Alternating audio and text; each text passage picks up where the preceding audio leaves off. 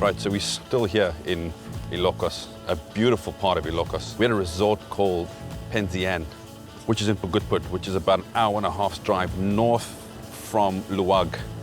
In this resort, the people here who own the resort help out the local people. The local people help them out a lot. This is a perfect example of sort of self-sustaining. The locals go fish for them. They help teach them better farming methods. So what we're going to try and do now is go out and catch some fish. Then we're going to try and get all of the local people, all of the farmers down here, and just cook them a really nice dinner. Because I think what these people are doing is fantastic. Let's go down and meet the fishermen. Morning, Jess. How are you? Are we going to catch some fish? Yeah, big ones?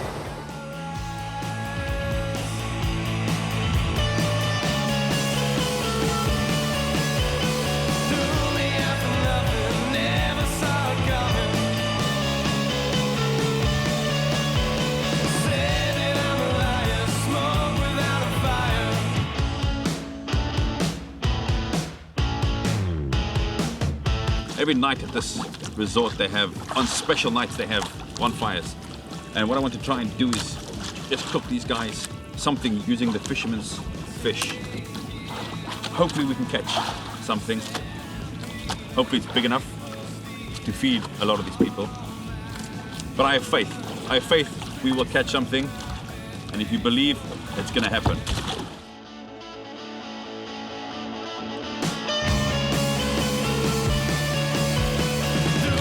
Voila. Voila. This is the lucky one.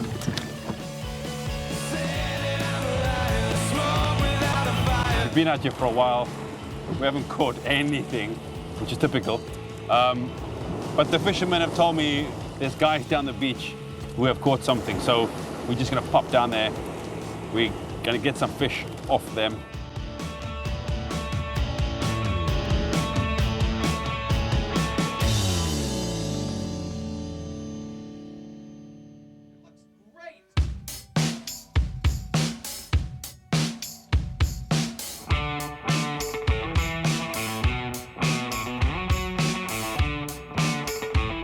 These guys apparently have caught some fish in this big net.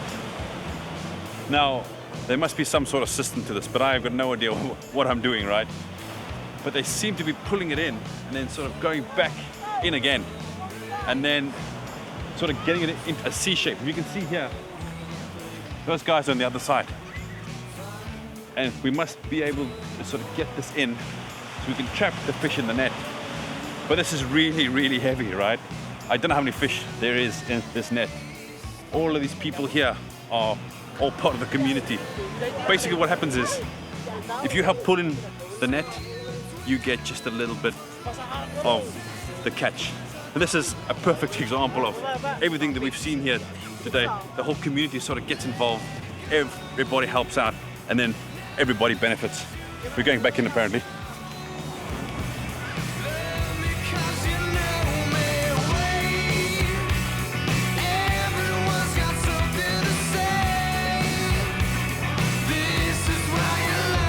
This sort of looks like a cross between a mackerel.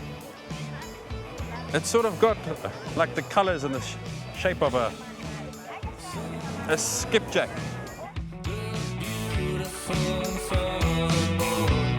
This locally is called sup-sup.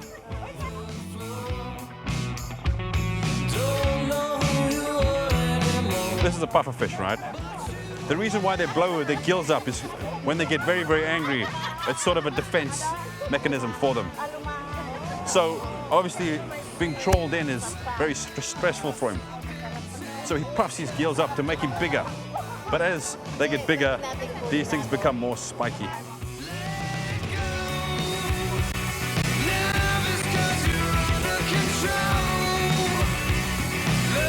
After the break, I get my hands dirty and go and harvest some snails in muddy rice fields.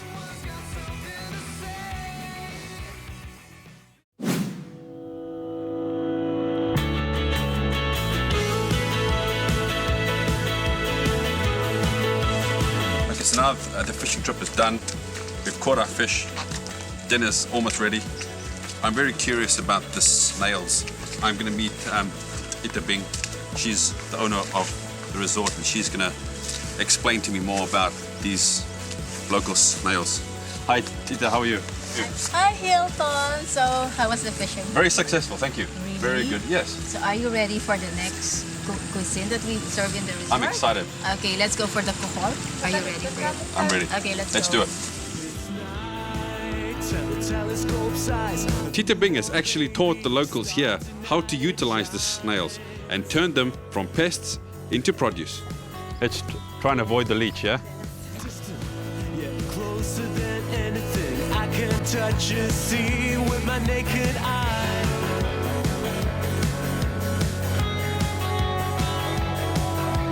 Right, we're just here with Tita Bing, and she is going to show us how to cook the snails we harvested earlier. So, explain to us the process, how we go about starting these snails. Okay, from the harvest, Yes. from the rice field, we clean.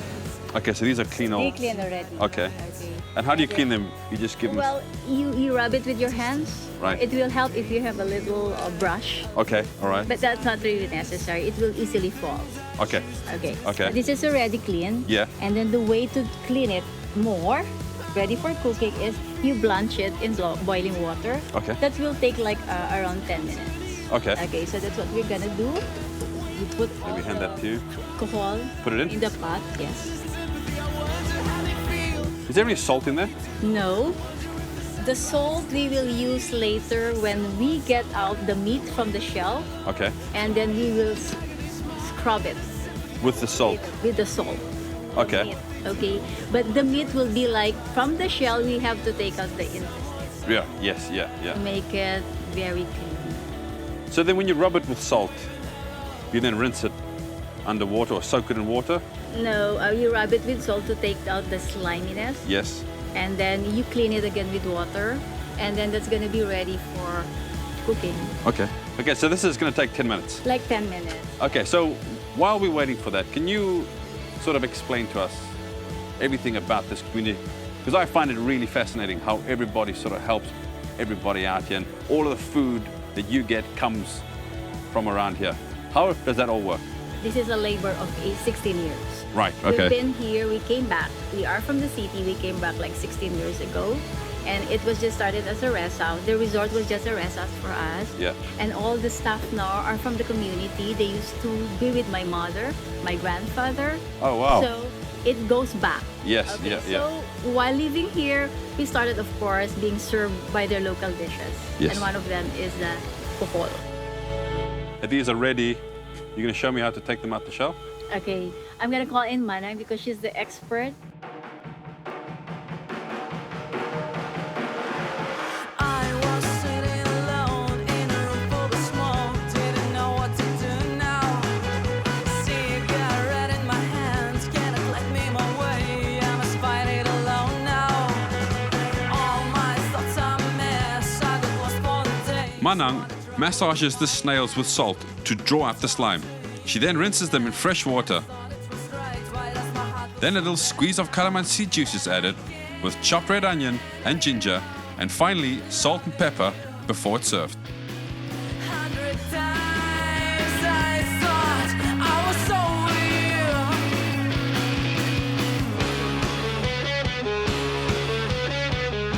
you. Coming up next, I get cracking on feeding the community with our fresh catch.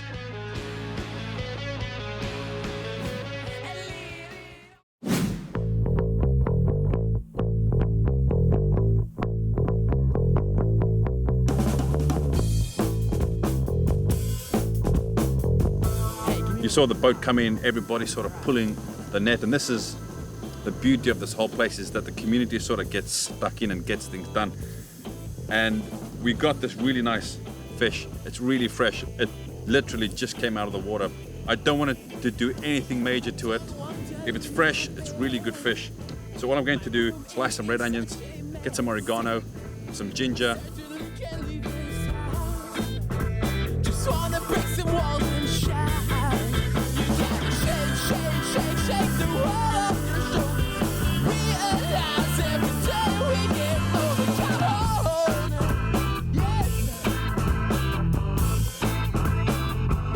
and then I'm going to dress it with this local Panzian. This is actually the vinegar that they make from the Panzian wine, which is actually a wild berry that grows around here. All of the pulp that's left over, they make jam out of it, or they also make this vinegar, which is sort of really nice and sweet. It doesn't smell too acidic. It's a really, really nice. Then add some tarragon to it. We're just gonna stuff the cavity. All these dreams we had when we knew we wanted to be. Let's try to remember. We're gonna score the skin. Let's try to remember. Think back on your life and you'll see. Salt and pepper on each side, a little bit of olive oil. We've got like a little makeshift barbecue over here. And then I'm also going to, because there is a lot of seaweed around here, I am gonna make a seaweed rice. So I'm gonna cook the rice in the hole with the coals from the bonfire. We're gonna cook it in there. When it's halfway cooked, I'm just gonna break some of the seaweed, leave it on top just to sort of soak in all of that flavor. A little squeeze of lemon juice on top, and then just sort of fold everything in. And then I think dinner's ready.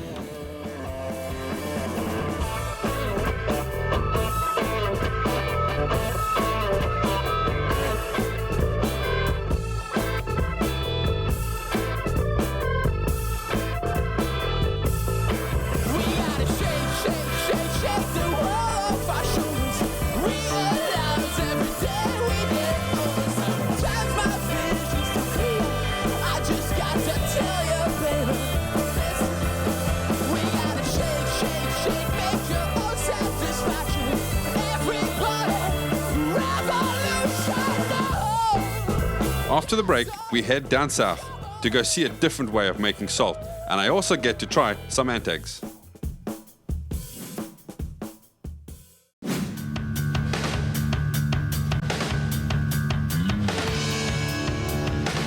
Our next stop is Playa Tropical in Curimau, just outside Luwag, where Tony gives us a few pointers on where to go and what to eat. Nice to meet you. Thank you very, very much for having us. You have a beautiful resort here. My pleasure. Can you sort of like tell us how long have you had this resort for? Playa Tropical was built in 2008. Okay. Yes, we have 4 villas and 30 rooms here. Oh wow. Okay. Actually, the resort is inspired by Balinese design. Yes, I can see. Yeah. And usually, the materials we used here are really close to nature, like the coco and the nipa. Yes. And all the designs were Balinese inspired, but everything is made here in Ilocos Norte. Oh really? Like, yes, all the woods are all old woods Old and woods. antiques. Oh wow. Can you explain to me what attractions, like food-wise, there are in Luwag? Well, in the whole of Ilocos Norte, I think you should be trying buos, or it's called the ant eggs, and Okay, yes, I've heard we have of the that. best in Balay de Blas. I think you should be trying the salt from Davila in Pasukin. Okay. Is it an actual like salt farm? Yes, it's a salt farm. Tell me a little bit about these local rice cakes. Okay, it is called tupig. Right. It is made of rice flour, Okay. coconut milk, sugar, and coconut shreds. Oh wow, that sounds really nice. Actually, the tupig here in Curimau won several competitions in the whole province. Oh, did it really? Oh wow. Don't forget to visit the sand dunes in Pawai. Oh really? It has the longest stretch, and it's the only sand dunes here in the Philippines. How far is it from here? From here, it's around 15 minutes. Okay, all right.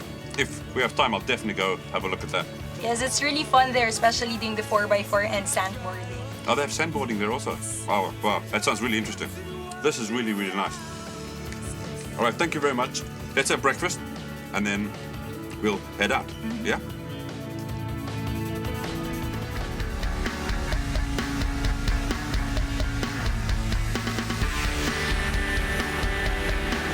Here, Chef Rambo sauteed chopped garlic and red onion in olive oil till just cooked.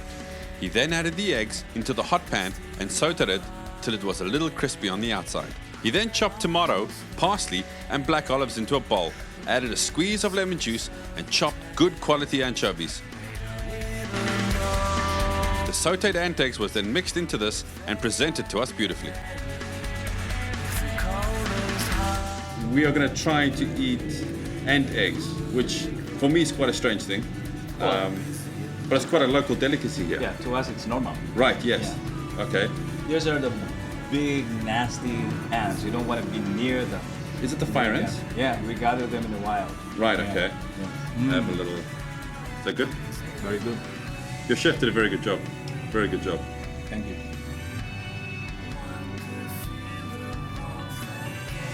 It's actually not bad, huh? I was actually dreading this. Really? Yeah. But it's not bad. It's a little... Little creamy? Yeah. Yeah. Yeah. That's really nice. I'm actually surprised. Actually very surprised. And I'm glad you like it. I'm glad I A like lot it. of people are scared of it. I was a little Yeah. scared, but it's not bad actually. It's not bad at all. Wow. All right.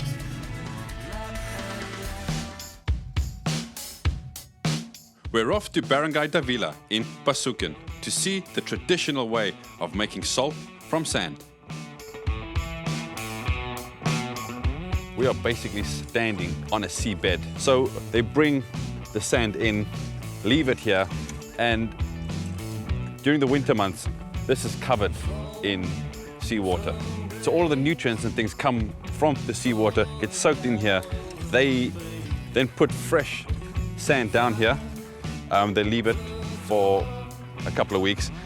What they do every now and then is they sort of give it a rake, and just to sort of move the things from underneath onto the top. So after this raking process over here, they know, they can see when the soil is ready. It sort of shines and it shimmers with a little bit of salt crystals. Then they know it's ready.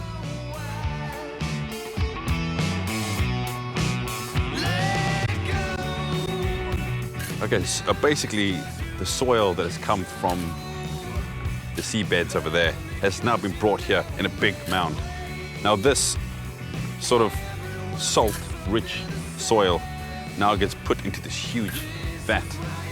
And then you can see there, he's now pouring water over it. And what the water does is it sort of seeps through all of the sand and sort of absorbs all of the salt that's now come from the salt beds. But what they do to filter their water is they use this is their filtering technique. It's just basically crushed shells. And this lies in thick layers underneath that big vat over there. So this will sort of naturally purify the water to test the level of salt inside the water once it's come through. The only thing that they do is they take this branch, and what they do is they pull off all of the leaves, and then they take that and they drop that into the salt water. So if this floats, they know that it's salty enough. If it sinks down at the bottom, there's not enough salt.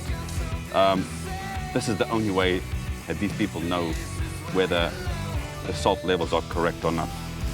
Let's go see the salt making process.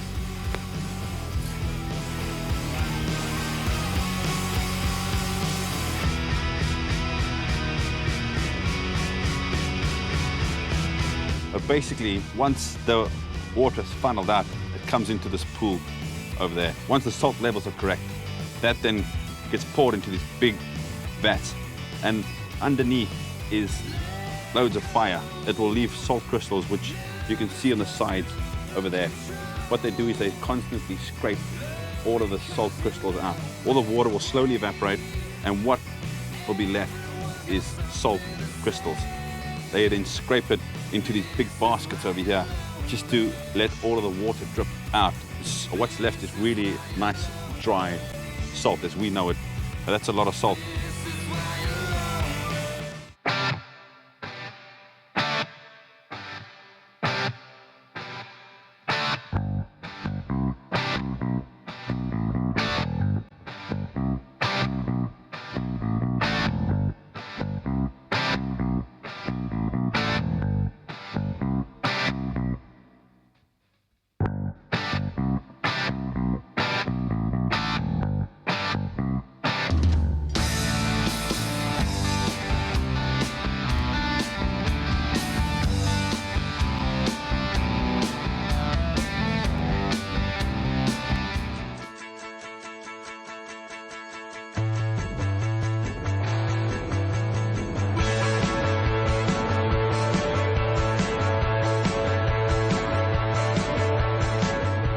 Next week on Market to Master, I head over to the Bicol region where I discovered the real way to make my favorite dishes, and I also find out a little bit more about peanuts.